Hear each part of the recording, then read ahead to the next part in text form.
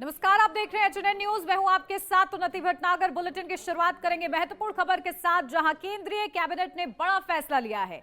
जहां Mahatma Gandhi national rural employment guarantee scheme का नाम बदलकर पूज्य बापू ग्रामीण रोजगार योजना किया गया है और इसके तहत काम के दिनों की संख्या भी 100 दिनों से बढ़ाकर 125 दिन कर दी जाएगी।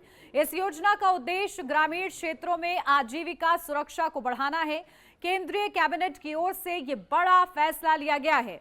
तो देखिए, बदला गया है मनरेगा योजना का नाम, जहां इसका नाम बदलकर पूज्य बापू ग्रामीण रोजगार योजना किया गया है। तो केंद्रीय कैबिनेट की ओर से आज ये महत्वपूर्ण निर्णय सामने आया है, जहां पर मनरेगा योजना का नाम बदलते हुए इसे नया नाम दिया गया है, जो कि साथ ही साथ 100 दिनों से बढ़ाकर 125 दिन की ये योजना बना दी गई है।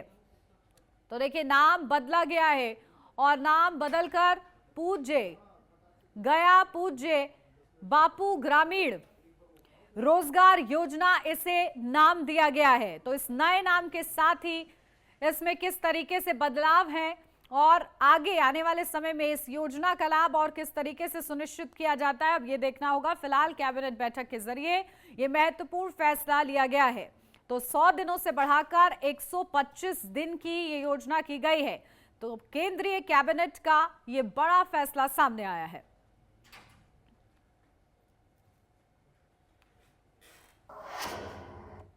राम मंदिर आंदोलन के प्रमुख सूत्रधार और अयोध्या से पूर्व सांसद डॉक्टर रामविलास दास वेदांती का निधन हो गया है।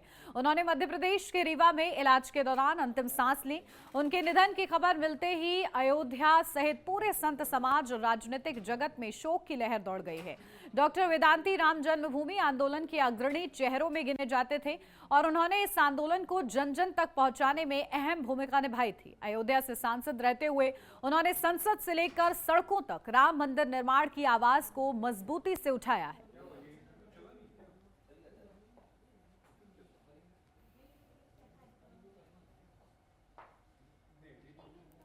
तो देखिए, राम मंदिर आंदोलन के प्रमुख सूत्रधार इस दुनिया को अलविदा कह गए हैं। उनका पार्थिव शरीर अयोध्या लाया गया है। पूर्व सांसद रामविलास वेदांती जी का निधन हुआ है। राम मंदिर आंदोलन में जो उनकी भूमिका थी वो सभी जानते हैं और प्रमुख सूत्रधार वो रहे, और ऐसे में उनके निधन से शोक की लहर है। हर कोई उनको याद कर रहा है। जिस तरीके से उन्होंने अपना योगदान दिया उसको सराहा जा रहा है।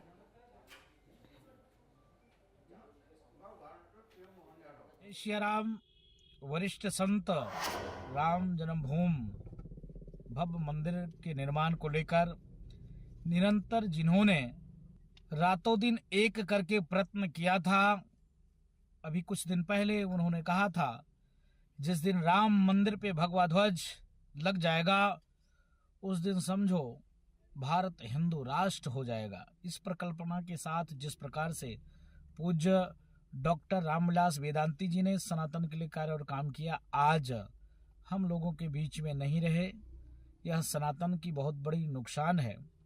और भगवान से हम प्रार्थना करते हैं कि पुनः जब उनका जन्म हो तो जो उनका भाव था राम मंदिर भव्य और काशी और मथुरा, लेकिन भगवान को मंजूर नहीं हुआ और वो हमारे बीच में आज नहीं रहे। आज गोलोक वास किए वो। तो हम कामना करते हैं जो लोग उनसे जुड़े हुए थे, जिनकी आस्था उनमें जुड़ी हुई थी, भगवान उनके अंतरात्मा में इस दुख के घड़ी में सहने की क्षमता प्रदान करे।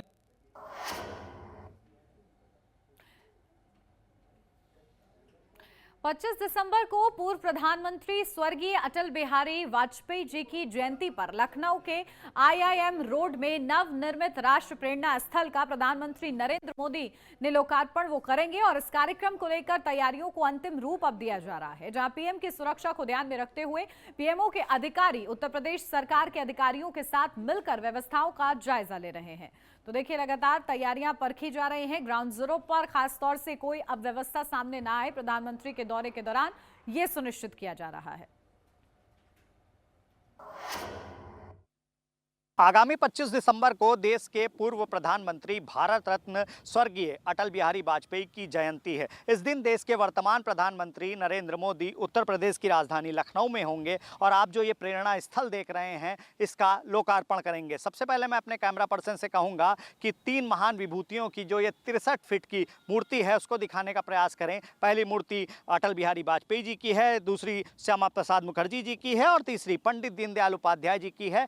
1,20,000 वर्ग मीटर में ये पूरा पार्क बनाया गया है। गाड़ियों की पार्किंग की अगर हम बात करें तो 1,000 वाहन बाहर और 1,000 वाहन अंदर पूरी तरीके से पार्क करने की व्यवस्था है। हालांकि पीएम के प्रोग्राम को देखते हुए पीएमओ ऑफिस से यहाँ पर लोग विजिट कर रहे हैं, उत्तर प्रदेश सरकार के अधिकारी विजिट कर रहे हैं, इसलिए मीडिया की एंट्री फिलहाल के लिए अभी रोकी गई है। लेकिन आप इस पार्क की खूबसूरती का नज़ारा देखिए। 120 करोड़ रुपए की लागत से ये बन करके तैयार हुआ है। इसमें हेलीपैड की भी व्यवस्था है।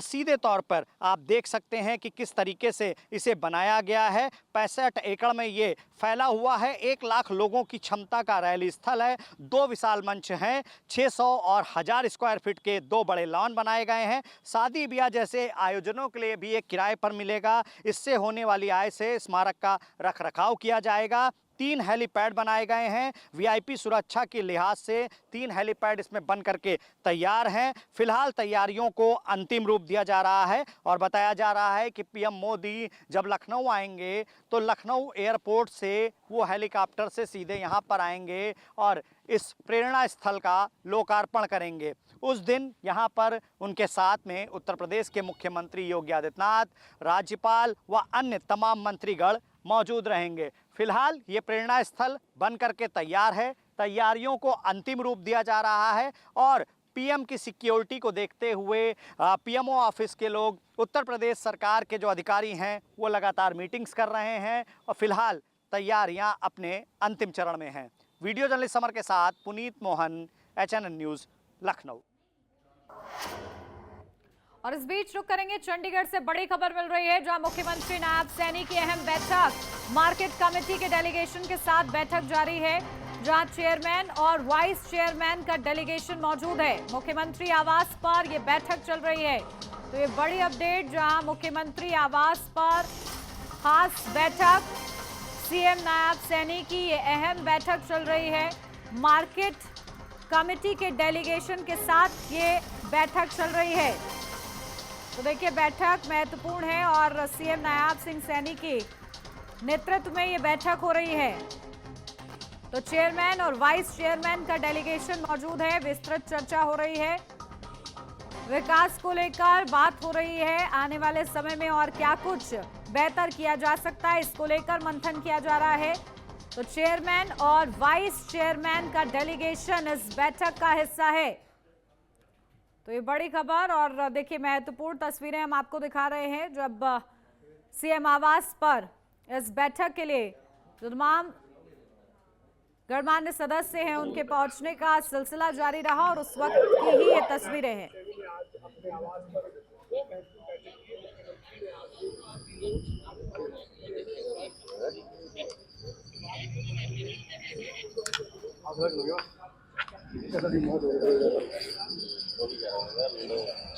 आज ये दूसरा दिन है जो बहुत ही महत्वपूर्ण बैठक है, जो हमारे अनेक कार्यकर्ता हैं उनके साथ विचार साझा किए हैं। और आज चीफ विंडो एमिनेट पर्सन जो पूरे हरियाणा प्रदेश में बने और मार्केट कमेटी के चेयरमैन और वाइस चेयरमैन, उन सब की किसानों से संबंधित चर्चा करी है।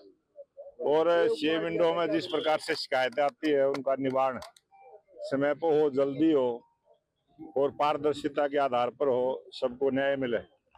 एक बहुत बड़ी योजना जो मुख्यमंत्री जी की है उस पर भी आज पूरी विस्तार से चर्चा हुई है। और भारतीय जनता पार्टी का ये काम करने का सिस्टम है कि अपने कार्यकर्ताओं को जिम्मेवारी का एहसास कराते रहे और उनको एक काम करने का तरीका भी समझाते रहे। उस प्रकार की ये 2 दिन की कार्यकर्ताओं के साथ 1-to-1 मुख्यमंत्री जी की बैठकें रही है। उन्नाव में आशा कार्यकर्ताओं ने अपनी लंबित मांगों को लेकर एक बार फिर विरोध प्रदर्शन किया है। आशा कार्यकर्ताओं का आरोप है कि प्रोत्साहन राशि और अन्य सुविधाओं के भुगतान में वर्षों से देरी हो रही है, जिसके कारण उन्हें आर्थिक समस्याओं का सामना करना पड़ रहा है। 6 अक्टूबर 2025 को मुख्यमंत्री स्तर से आश्वासन मिला था, लेकिन अब तक उस पर अमल नहीं हुआ है। तो देखिए, आशा कार्यकर्ताओं ने प्रदर्शन किया है। उनके प्रदर्शन की तस्वीरें हम आपको दिखा रहे हैं। अपनी मांगों को लेकर उनकी ओर से प्रदर्शन किया गया है। प्रशासन से कार्रवाई की मांग की जा रही है। तो आशा कार्यकर्ताओं ने जमकर प्रदर्शन किया है और अपनी मांगें सामने रखी हैं। तो प्रशासन से कार्रवाई की मांग आशा कार्यकर्ता करती हुई नजर आ रही हैं। आप देखेंगे बड़ी संख्या में इसमें प्रतिभाग करते हुए इस प्रदर्शन में नजर आए हैं ये कार्यकर्ता। तो प्रशासन से गुहार लगाई जा रही है कि उनकी मांगों की ओर ध्यान लगाए प्रशासन।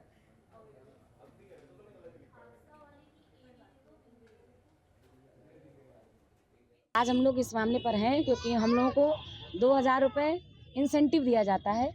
मेन मोटिव हम लोगों का ये है कि हम लोग इंसेंटिव पे काम नहीं करेंगे, काम करेंगे तो एक निश्चित मानदेय पे काम करेंगे। और बहुत सारी बातें हैं, फील्ड वर्क आता है, आशाओं को दिया जाता है, आशाओं से काम कराया जाता है। तो हम लोग का कार्य ये है, सीएमओ सर कह रहे हैं कि अभी आप ये जो राष्ट्रीय कार्यक्रम है इसको करिए, क्योंकि बहुत सारे लोग कर रहे हैं। तो जो लोग कर रहे हैं उनको करने दीजिए। हमारा केवल मान्य ये है, हमारी जितनी भी आशाएं यहाँ बैठी हैं कोई भी काम नहीं करेंगी जब तक हमारा एक मानदेय नहीं निर्धारित किया जाता है। दूसरा, एक राज्य कर्मचारी का पद देना ही पड़ेगा उनको। अगर वो पद नहीं देते हैं तो हम लोग काम करने के लिए। आशा कार्यकर्ता यहाँ पे आई थी और उन्होंने ज्ञापन दिया है और ज्ञापन में उन्होंने मांग की है कि हमको सरकारी कर्मचारी का दर्जा दिया जाए, हमारा एक न्यूनतम वेतन निर्धारित किया जाए। न्यूनतम वेतन वो 21,000 आशा के लिए और आशा संगठन के लिए जो है 28,000 रुपये की मांग की है।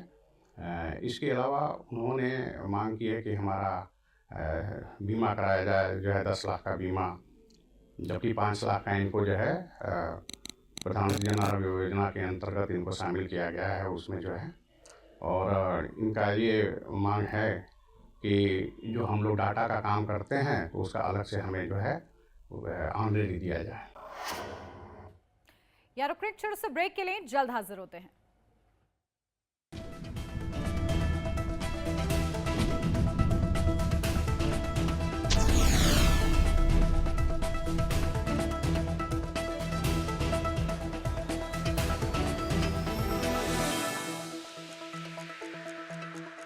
ब्रेक के बाद स्वागत है आपका। बढ़ते हैं आगे। बहराइच से अब खबर है, जहां बहराइच के कैसरगंज में एक भेड़िए के देखे जाने से हड़कंप मच गया।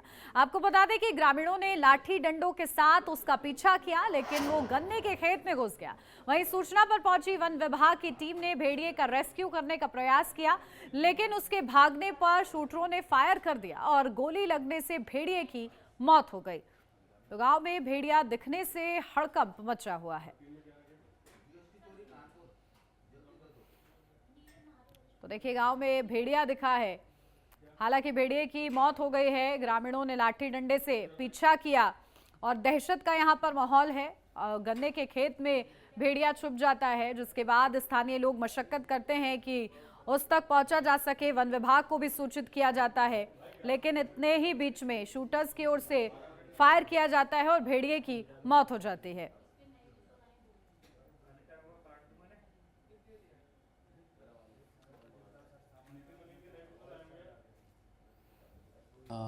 जरुआ गांव गुड़ही नंबर 4 जहां पर की कल घटना हुई थी, वहां आज पुनः सूचना मिली थी गांव वालों के द्वारा कि वहां एक भेड़िया देखा गया और मौके पर मौजूद टीम तत्काल वहां पहुंची और ड्रोन के माध्यम से सर्च किया गया। गांव और गन्ने में भेड़िया नहीं दिखाई दिया है। तो नदी की तरफ से जो रास्ता बनता है वहाँ पर दूसरी ड्रोन टीम लगाई गई, जिसमें भेड़िया स्पॉट हुआ और टीम लगातार उसको ट्रैक करती रही। लगभग 5 बजे के आसपास उसको रेस्क्यू करने के लिए फायर किया गया, जिसमें उसकी मृत्यु हुई। ये 6वां भेड़िया था जो इस क्षेत्र में मारा गया। इसके पहले क्षेत्र में 11 कैजुअल्टी और 32 इंजरी हो चुकी हैं।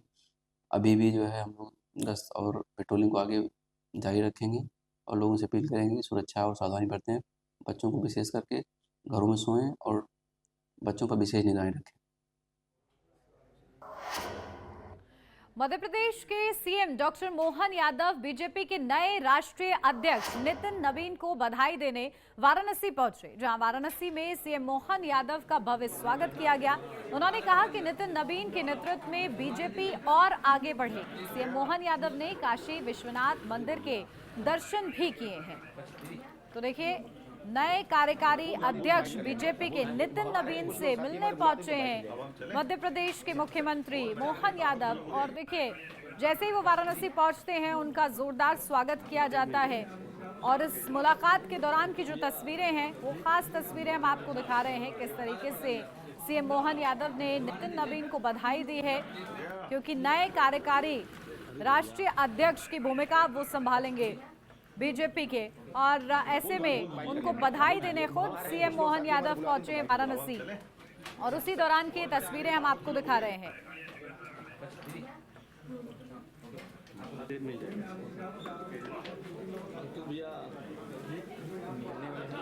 तो नितिन नवीन के नेतृत्व में बीजेपी अब देखिए आने वाले समय में काम करती हुई नजर आएगी, और इसी के लिए अब बधाइयों का जो सिलसिला है वो शुरू हो चुका है। कल से ही जिस तरीके से ऐलान किया गया उसके बाद से ही लगातार नितिन नवीन को बधाइयां दी जा रही हैं। एक बड़ा अनुभवी चेहरा, बिहार से वो आते हैं, और बिहार में जिस तरीके से, क्योंकि 4 बार के विधायक भी वो रहे हैं और अच्छा खासा राजनीतिक सफर उनका, और 4 बार के विधायक और बड़ी जीत लगातार वो दर्ज करते रहे हैं। और इसीलिए देखिए उनको ये बड़ी जिम्मेदारी दी गई है, और अब इस जिम्मेदारी मिलने के बाद से लगातार उनको बधाइयां मिल रही हैं, और ये सिलसिला लगातार जारी है। और इसी कड़ी में देखिए, मोहन यादव मुख्यमंत्री पहुंचते हैं और बधाई देते हैं खुद वाराणसी पहुंचकर, और उसी वक्त की ये तस्वीरें हम आपको दिखा रहे हैं मुलाकात की।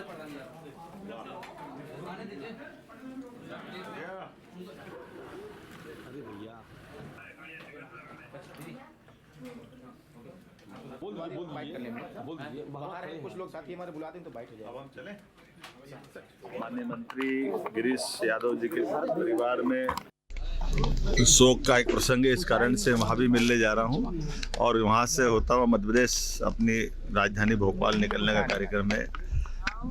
यूपी अद्भुत है, और ये तो बाबा विश्वनाथ का धाम है, माननीय प्रधानमंत्री जी का कार्यक्षेत्र है, वाकई अद्भुत है। मैं भारतीय जनता पार्टी के नियुक्त कार्यकारी अध्यक्ष नवीन जी को बधाई देना चाहूंगा। उनके नेतृत्व में भाजपा और आगे बढ़ेगी, मेरी अपनी ओर से बधाई।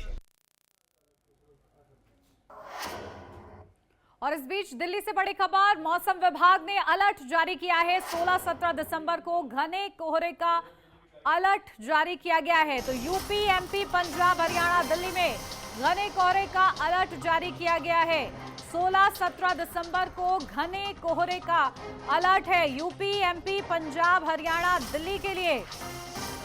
तो मौसम विभाग की ओर से इन राज्यों के लिए अलर्ट जारी किया गया है, खास तौर से 16-17 दिसंबर के लिए, जिसमें यूपी भी है, एमपी भी है, पंजाब, हरियाणा और दिल्ली को अलर्ट रखा गया है कि घना कोहरा 16-17 दिसंबर को रह सकता है, और इसी के मद्देनजर कार्य संचालित किए जाएं। इसके लिए मौसम विभाग की ओर से पहले से ही अलर्ट जारी किया गया है। तो दिल्ली से ये खबर आपको बता रहे हैं, मौसम विभाग की ओर से अलर्ट जारी किया गया है 16 और 17 दिसंबर के लिए, क्योंकि अब ठंड बढ़ती हुई नजर आ रही है, और ऐसे में घने कोहरे को लेकर अलर्ट जारी किया गया है, और ये सूचित कर दिया गया है कि कार्य इसी अनुरूप संचालित किए जाएं, क्योंकि घना कोहरा रहता है और ऐसे में विजिबिलिटी कम हो जाती है, आवागमन में परेशानी होती है। ऐसे में जो विशेष और जरूरी कार्य हैं वो इस बात को ध्यान में रखते हुए ही संचालित हों।